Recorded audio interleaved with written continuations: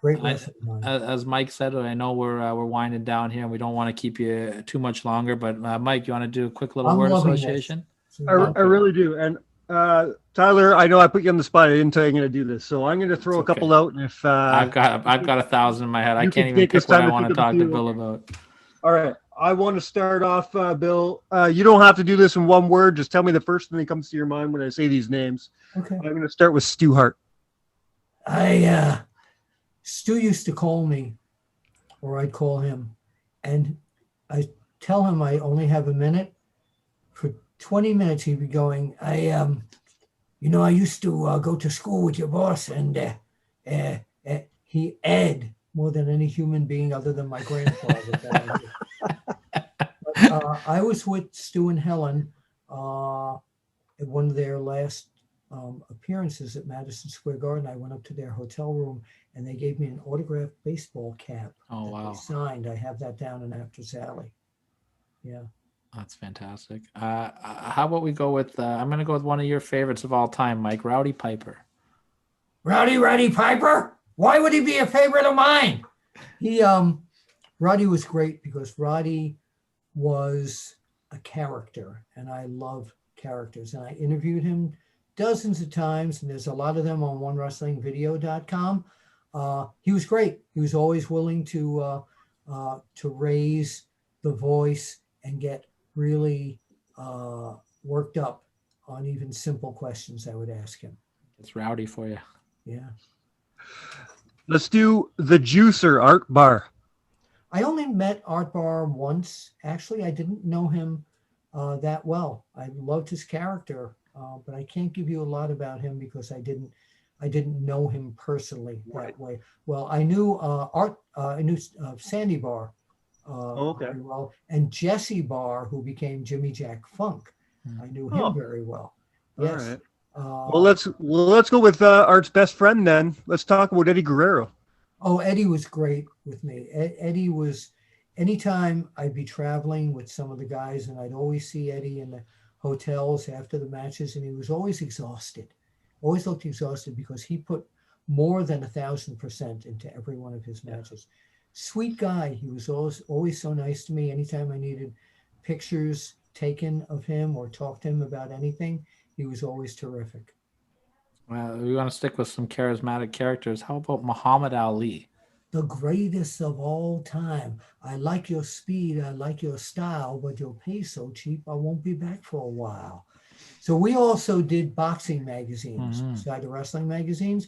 And I got the opportunity to travel with Muhammad Ali quite a bit. And he was a huge wrestling fan. And down in Apter's Alley, and I'll show you next time we do this, once the weather is warmer and my heater works in Apter's Alley, some exclusive photos and posters that I took of him that no one else has seen. But you talk about a man who was charismatic at times, but a lot of times when he was training for like the Leon Spinks fight or the Ken Norton fight, you couldn't talk to him. He was totally focused and he didn't want to do his shtick.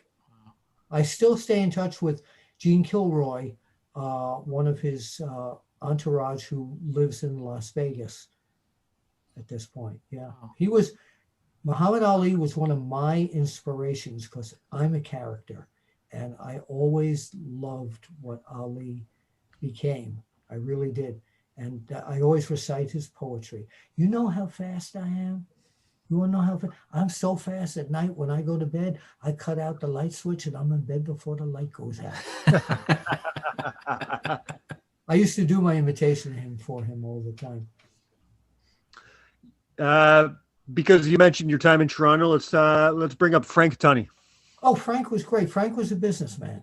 He was very serious, but I got smiles out of him once in a while.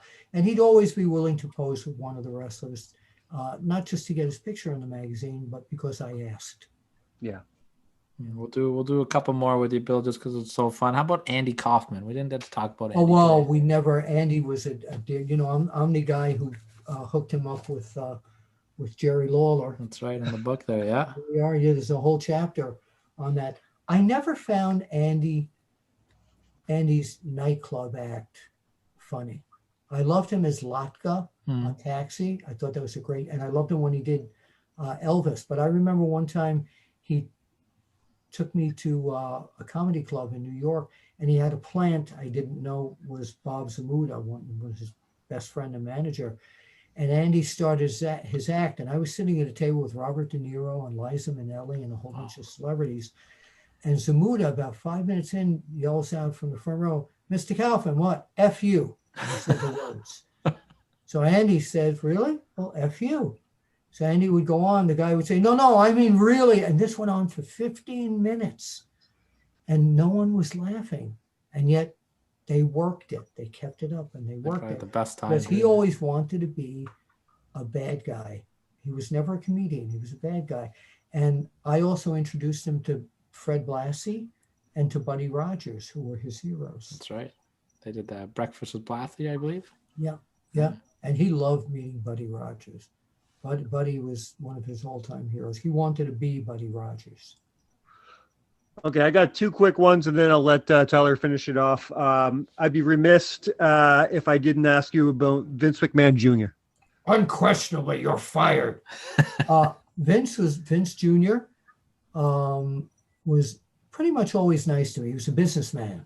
Yeah. He had his own business, and locking us all out of his shows was a business decision, not a personal decision. And I can echo saying that because if that was a grudge, there's no way I would be on any of the shows in the WWE network. Right. Peacock. So. And my last one is the man who wishes he could be half the cardboard champion you are, and to be Severn. Oh, well, Dan Severn he had illegally beaten me for the Cow Championship Office Wrestling belt. He had his manager, Phyllis Lee, hit me over the head with some stale bagels, and he pinned me.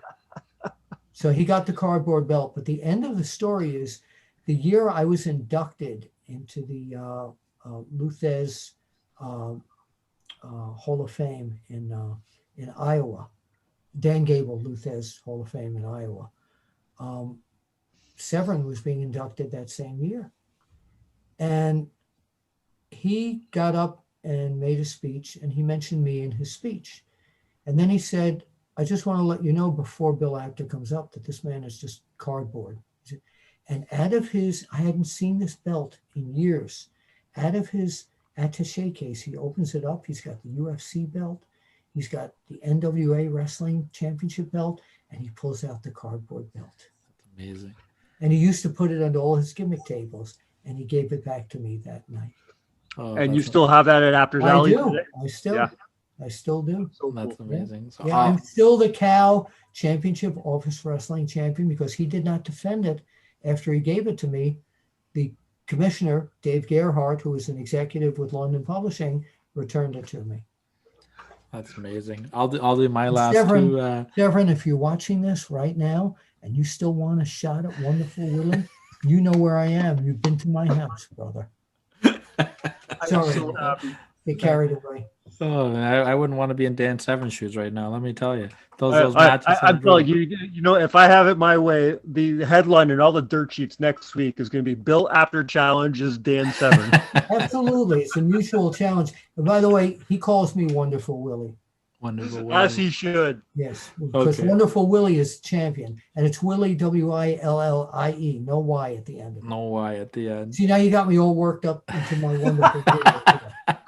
Oh, well, I've got my last two names, and then we'll bring it home with you, Bill. It's been fantastic chatting with you so far. Let's go with Harley Race on the VOC Nation podcast this week, depending upon when people are watching this. We're taping this on March 18th, 2021. We did a whole show about Harley Race. Harley Race was one of the toughest guys in the ring. He was what a champion should look like and speak like. And he was someone you looked at and said, this man, with or without a belt, is a champion. And his interviews were so great because he drew you, when I get Dusty Rhodes in the ring, I don't have a lot to talk about. but you know, he had that. Yeah. I like his famous line that you always hear backstage. What's your finish? Smokes a cigarette. I'll move. I love that Harley Race line. I never heard that. Yeah, that's I read a couple guys' books, and then that's what they said talking about Harley Race. I think Flair says that. I'm still that fan where I don't want to know a lot of the inside stuff. It's terrible. Okay, don't tell me you're losing the title tonight. Yeah, that's I try to avoid it as well. I like to be surprised. Me too. So the last name I want to throw out there, we'll end it on a high note, is Bobby the Brain Heenan. Oh, real Bobby and I had this routine. He loved my imitation of Pedro Morales. And Pedro would always go, I am ready for any kind of action, baby. So anytime I'd be around the ring with Bobby managing Nick Bockwinkel or Lanza or Mulligan, Heenan would always stand near the ring and go, he would always do that. Always do that. Also, when he was the broadcast partner on WCW with Tony Schiavone, anytime he'd be on camera, if you ever see him do this, he was looking right at me. One of the funniest people I ever met in my life. I loved him to death, and it was so tragic the way his life took such tragic turns with his illnesses and everything. I still talk to his wife, Cindy, periodically, but what a great, you talk about characters. Bobby Heenan was a character, and I love him.